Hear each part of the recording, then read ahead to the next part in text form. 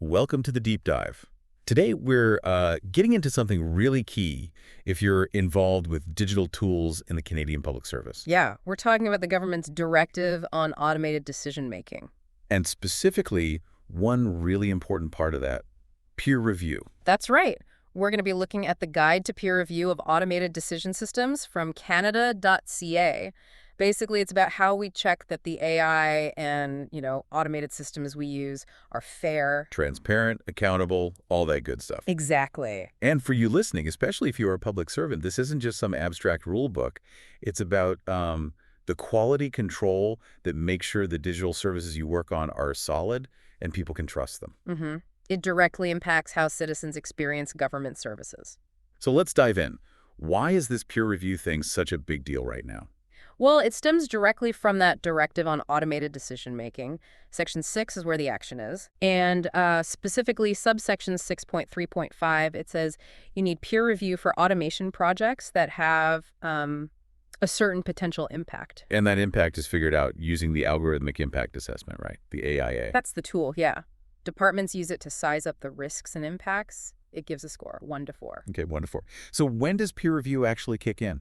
It becomes mandatory if your project gets an impact level of 2, 3, or 4. So not for level 1, the minimal impact ones. Correct. And not only is the review required for levels 2 and up, but the directive also states that the review report, or at least a plain language summary, has to be made public.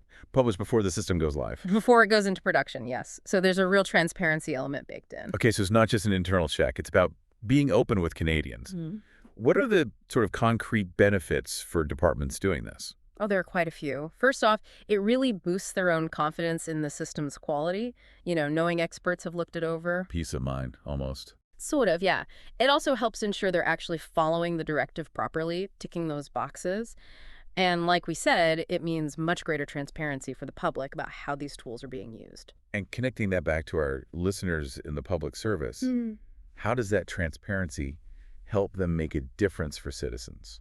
Well, it builds trust, fundamentally. When people know these systems have been checked out, independently reviewed, they're more likely to feel assured. That things are fair, that the process is sound. Exactly. It leads to better services, more trustworthy interactions overall. So this guide to peer review sounds pretty essential then. What's its main purpose? It's really practical. Think of it as a handbook. It's there to support the departments who are, commissioning these reviews, but also the actual people doing the reviews. Okay. It lays out the whole process, who's responsible for what, best practices, aiming for consistency and effectiveness across government. Makes sense. So what are the big stages involved if a department needs to get a peer review done? The guide breaks it down neatly into 3 main phases. First is prepare for peer review. Getting ready. Then complete the peer review. That's the actual assessment work. Right. And finally, publish the peer review, getting the results out there. Okay, let's walk through that first phase. Prepare. What's step 1? First things first, you got to confirm if you even need a peer review. Does the project actually fall under the directive's scope? Meaning, is the system or tool or whatever it is being used to make or help make an administrative decision about a person or a business? A client, as they say. Okay. So systems that directly affect people or organizations. Precisely. If it does, then you look at the AIA result. Right. Back to the AIA score. Remind us which levels need the review again. Sure. The AIA gives that level from 1, which is minimal impact, up to 4, very high impact. Okay. Peer review is required for levels 2, 3, and 4. Level 1 projects, they're exempt. Got it. Levels 2, 3, 4 need review. So once a department knows they need one, how do they find the right people to do it?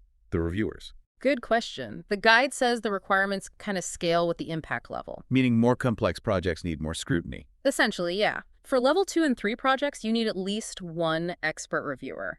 For level 4, the really high impact ones, you need at least 2. Minimum of 2 for level 4. Yes, but the guide strongly recommends using multiple experts for all levels, 2 through 4. Why is that? To get a more rounded view, really, to cover both the technical side and the other important aspects like ethics and fairness. Okay. So it's not just about whether the code works. What kind of expertise are they specifically looking for? They stress 2 main categories: technical expertise and what they call ethical expertise. Okay. Technical sounds straightforward.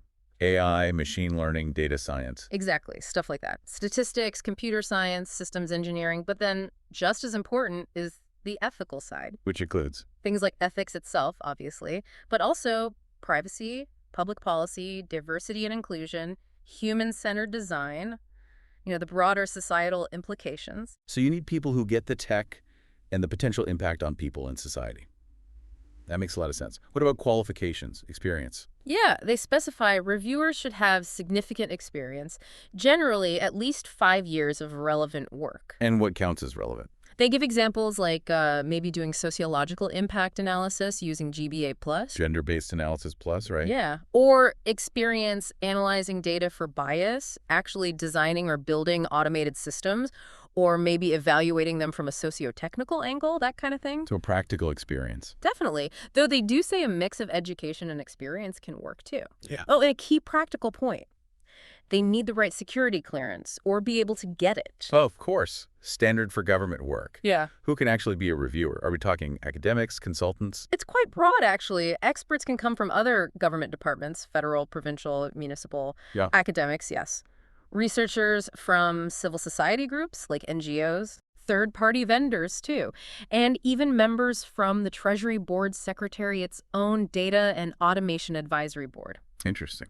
And importantly, the guide really encourages involving stakeholders from groups who might be affected by the system, plus thinking about diversity and inclusion when picking the review team. That seems crucial for fairness. Absolutely. And if departments want to tap into that TBS advisory board, they need to contact TBS directly to sort that out. Right. Okay, so you've got potential reviewers. A huge issue in any review is bias or conflicts of interest. How is that handled? Yeah, that's super critical. Yeah. Reviewers absolutely must disclose any potential conflicts. Like what? Like if they'd been involved in developing the system before, or if their institution has ties, or even how they're getting paid for the review, anything that could look like it might sway their judgment. And whose job is it to check for that? It's the department's responsibility. They have to vet the potential reviewers, assess any disclosed conflicts, and figure out how to manage them before signing any agreement. And it needs to be documented. Yep, the agreement has to include a conflict of interest declaration. This applies to public servants involved, too, not just external folks. Oh, definitely. Any public servant involved has to follow the Directive on Conflict of Interest and the Values and Ethics Code. External reviewers fall under the Code of Conduct for Procurement for disclosure. So, pretty clear rules. Yeah, and the guide is firm. If a conflict can't be properly managed, the review shouldn't happen with that person, or if it's already started, it should be stopped. What are the best practices to avoid conflicts in the first place? They suggest things like using external experts often, avoiding situations where departments just review each other's systems back and forth, paying reviewers fairly, and talking to departmental ethics advisors if unsure. Good advice. Okay, what about timing? When should this review happen, and how long does it take? Engage early. That's the key message. The actual time needed will vary. Depends on the system's complexity, the impact level, how many reviewers, security clearances, all that. They suggest planning for maybe 1 to 3 months for the review itself within the project's timeline. And when in the timeline? It's a bit of a balancing act. You need enough development done so there's something concrete to review, but early enough that you can actually act on the recommendations before launch. So not right at the very beginning, but definitely not right at the very end either. Exactly. Ideally, after things like privacy and security assessments are done, the AIA is complete, but before the system goes into initial production. For agile projects, the aim is before that first live release. Okay. And managing all this requires clear roles. Who does what? Absolutely. The guide stresses documenting responsibilities clearly. Often in a statement of work, they even provide a template for that. Smart. So what's on the department's plate? The department commissioning the system has quite a bit. They need to get the AIA done, gather all the documents for the reviewer, sort out funding, create that statement of work, actually engage the reviewers. Proactively identify potential weaknesses themselves, keep communication open, be upfront if they use generative AI to help build the system, and then handle publishing the final review and their response. That's a fair bit. What about the reviewer's responsibilities? The reviewer needs to confirm they actually have the right expertise and are available, disclose those conflicts we talked about, Right. then critically assess the system. They use a specific checklist and all the provided documents. This includes validating the AIA, checking its reasoning, but not necessarily redoing the whole assessment. Okay, so checking the work, not redoing it from scratch. Generally, yeah. They also need to give updates, keep things confidential, write up that final report with clear, actionable recommendations, and also disclose if they use generative AI in their review work. Interesting point about generative AI on both sides. Yeah. Okay, so preparation's done. Reviewers are ready.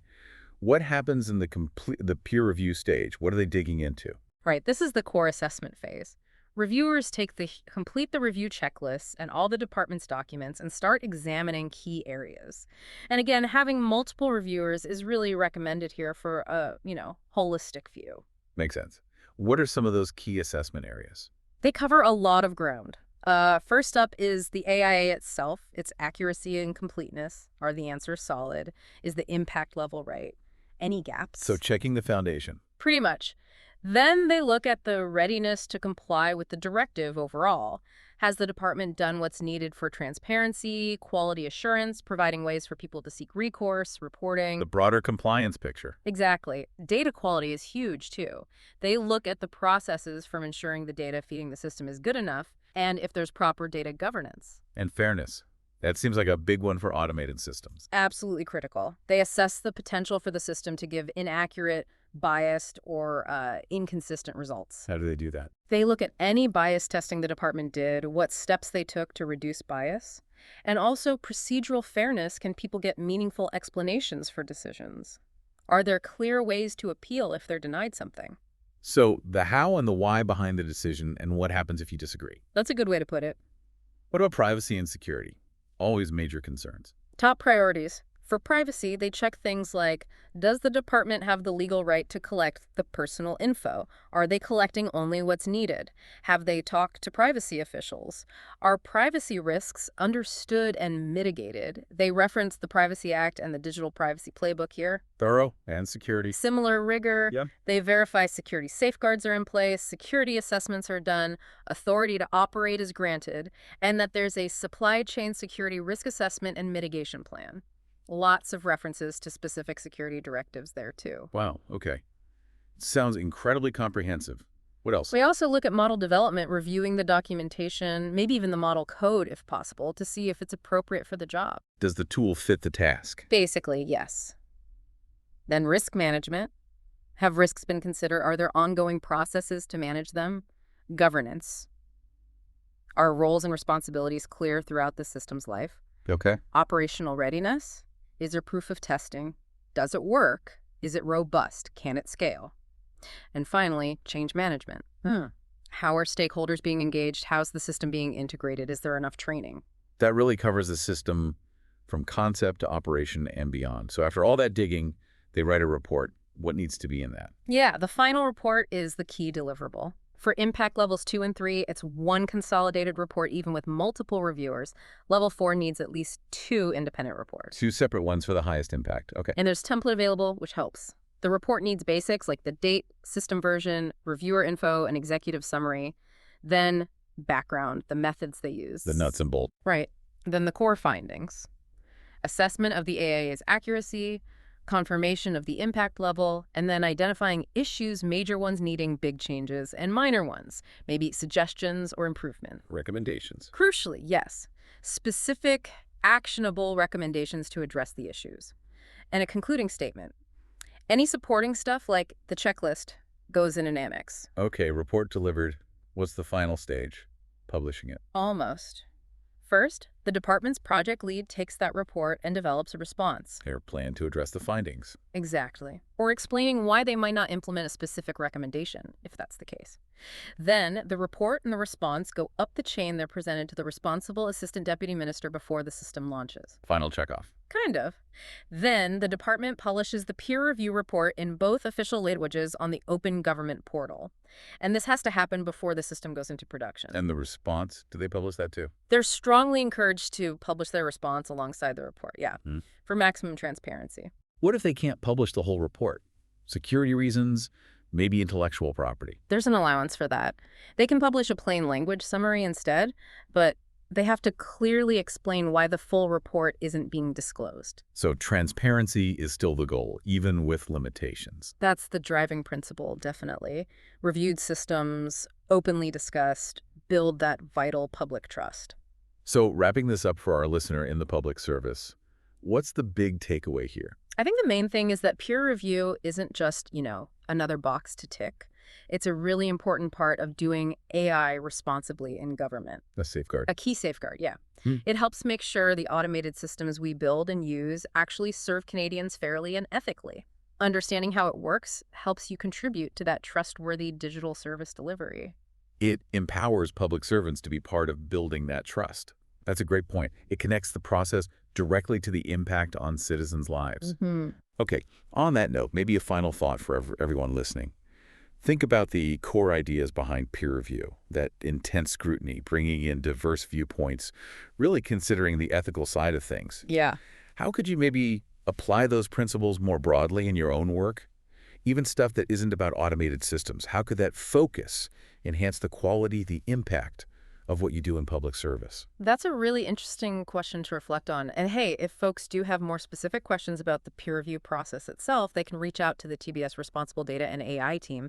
The email is aiii@tbs-sct.gc.ca.